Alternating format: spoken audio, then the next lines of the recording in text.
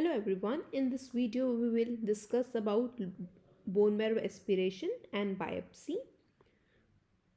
So what is bone marrow evaluation? So as we all know that marrow is responsible for hematopoiesis, and there are many bones in which hematopoiesis remains active in adult life. So to check for some hematological disorders, we need to do bone marrow evaluation. Now, bone marrow can be obtained by two methods. You have aspiration and biopsy. Whenever we take an aspiration, we go for cytology, and if we do biopsy, we'll go for histological stains. It's a histological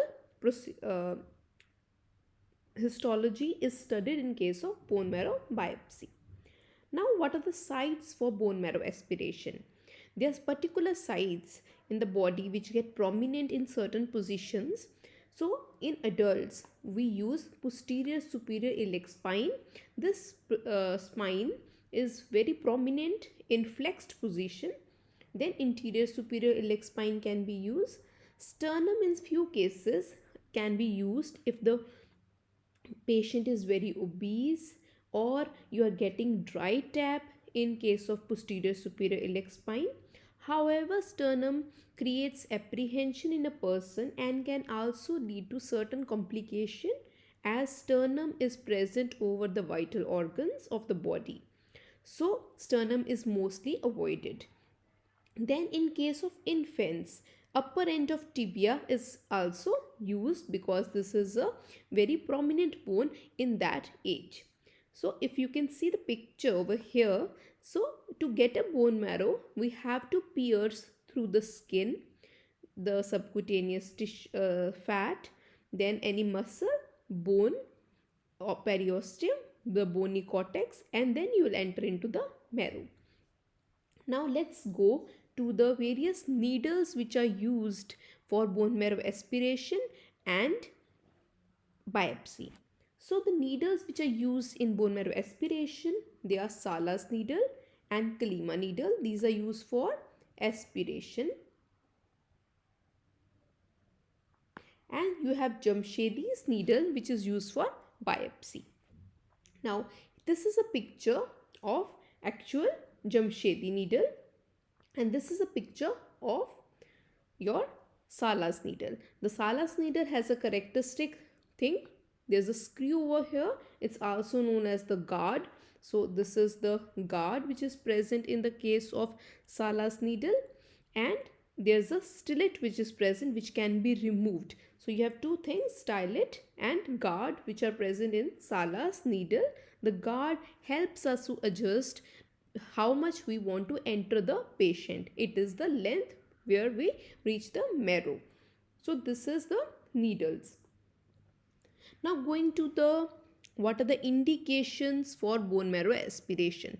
There are many indications for bone marrow aspiration. So out of those, few are very specific, such as certain RBC disorders in which you have unresponsive anemia. Then you have pancytopenia. Then in WBC's disorder, we have for Fab typing of leukemias, subleukemic or aleukemic leukemia. In megakaryocytic, certain bleeding disorders. Then myelodysplastic syndrome, myeloproliferative syndrome. In certain cases it can be used, however it is not recommended in all the cases. Then certain storage disorders, multiple myeloma, that is plasma cell disorders, and certain bony tumors that spread to the bone can also be diagnosed on your bone marrow aspiration. And lastly, to evaluate the iron stores. So these are few of the indications which are of use in case of bone marrow aspiration. Now going to the contraindications. There are actually, you should know, there are no absolute contraindications. Each and every person can be sent for bone marrow aspiration. However, if a patient has severe bleeding disorder, so we can infuse the patient with vitamin K. We can give fresh frozen plasma to the patient so that patient improves, and then we can proceed for bone marrow aspiration. If osteomyelitis is there, then we will uh, change the site where we are aspirating. We will not aspirate from the site which has osteomyelitis. So these are few of the relative contraindications. Now, what is the procedure which is followed in case of bone marrow aspiration? So firstly is the positioning. Position of the patient is foremost important. So we have want to make posterior superior iliac spine prominent. So to do that, what we'll do is that we made a patient to lie in the lateral position and the legs are flexed against the abdomen, and then this spine will get prominent. Then second step will be asepsis. Okay, so for the asepsis, we clean the area with the iodine, then with the alcohol, and then drape that area. So this is second step, is your asepsis should be maintained. Then you have to give local anesthesia. Local anesthesia, in this case we use xylocaine, and xylocaine is injected into the skin and goes up till the periosteum only. Okay, till periosteum we will give the uh, local anesthesia. Then we use Sala's needle for the aspiration, or sometimes disposable needles are also used for the aspiration. Now this needle with the stellate and the guard, they are introduced into the body, and the typical movement of the hand is used. What is that movement? That is clockwise and anti-clockwise movement. We will pierce through the skin, through the subcutaneous tissue, and then we'll enter the periosteum, and then we can take out the marrow. So what type of movement are used is the clockwise and the anti-clockwise movement. Then the needle are pushed through the cortex, and then we enter into the medullary cavity, that is where the marrow is present. How we will know that we have entered into the marrow? The resistance gives away. Similarly, when we enter while doing epidural, getting out the CSF from the epidural space, we feel that resistance goes away. Similarly, it happens in the bone marrow aspiration also. You feel the resistance is given away. Then the stellate, which is inside the main body of the needle, this is removed, and then syringe you can attach, and then you can take out the marrow and make few slides of it.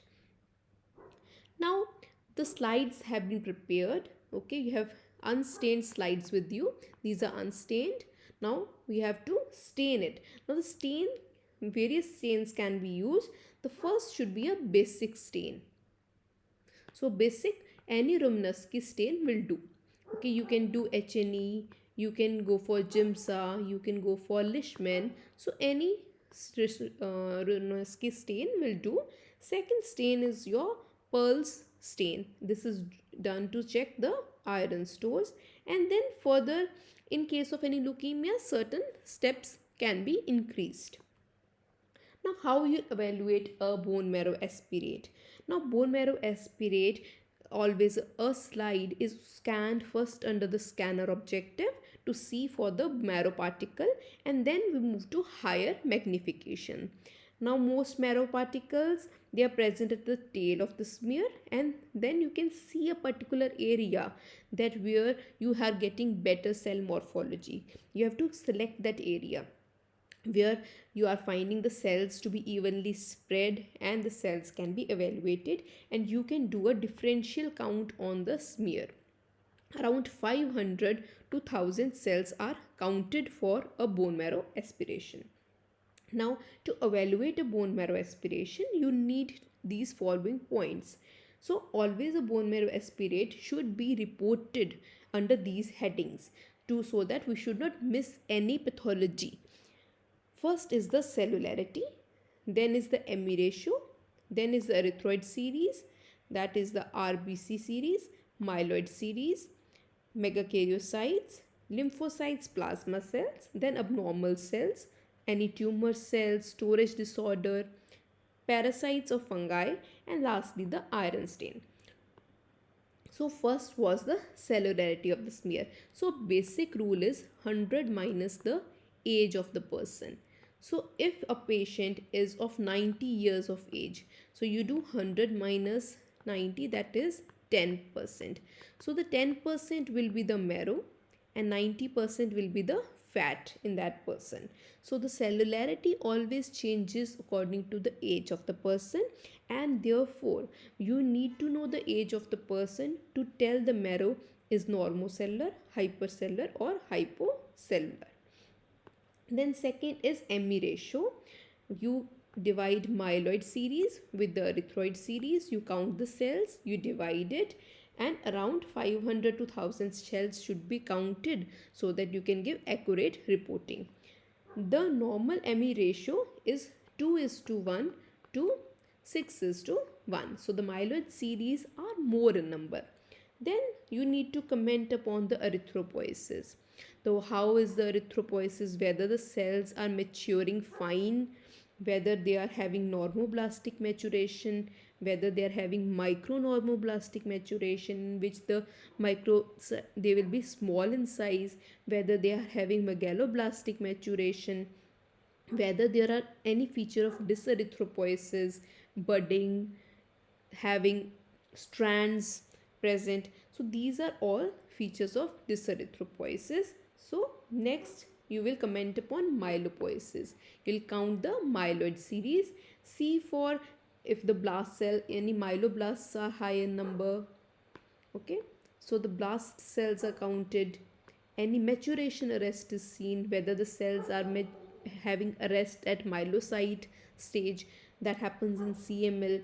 If you have increased blast cell, it can happen in your leukemias, in your AML. So these are the findings we need to note about.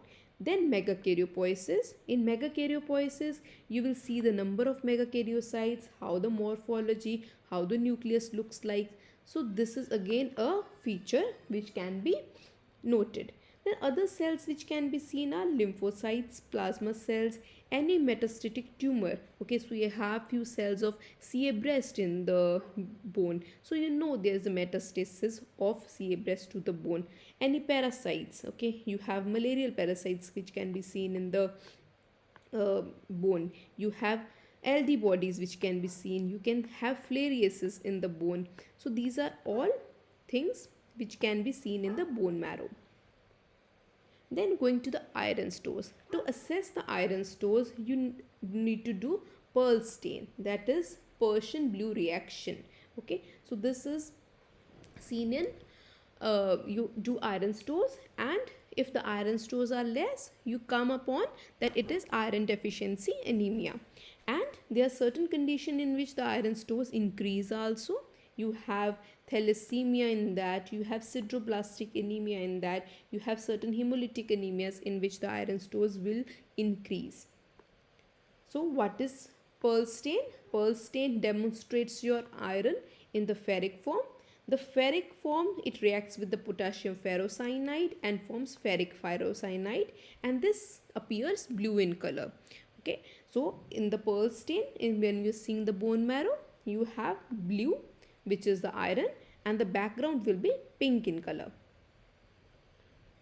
Now going to little bit of conditions in which you get dry tap. Okay, if the marrow is having fat inside, okay, and very less of cells, so this is seen in condition like aplastic anemia. So aplastic anemia has marrow which has been replaced by fat.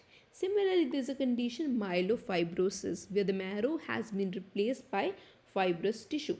So in that conditions, the needle is not able to aspirate any material, and therefore it is known as dry tap. In these cases, the confirmation is always made by biopsy. Why? Because wrong technique can also give rise to dry tap. So we want to ignore and remove that possibility first, and then we will go to going biopsy. On biopsy, if fat is seen, you'll come to a diagnosis of aplastic anemia, and if lots of fibrous tissue is present, that's myelofibrosis. Now little bit about the biopsy. So for the biopsy, we use Jamshedi's needle, and this is a histology procedure. So obviously the stains will be different. You'll go for H and E. Okay, and you can do the special stains which can be done on histology. Now, the indications for the bone marrow aspiration and biopsy are relatively similar, but few of the conditions are true for the bone marrow biopsy. You have aplastic anemia and myelofibrosis, where you are getting the dry tap. In case of aspiration, they are very well seen on your biopsy. Then Hodgkin's lymphoma, then granulomas. Granulomas can be very well seen on your biopsy. Seeing any micrometastasis after bone marrow transplantation. So these are few conditions in which biopsy is also done. Mostly biopsy and aspiration are consecutively done in all the patients. So this is how the biopsy looks like. So you have bony trabeculae which are present, and then you have, this is the marrow.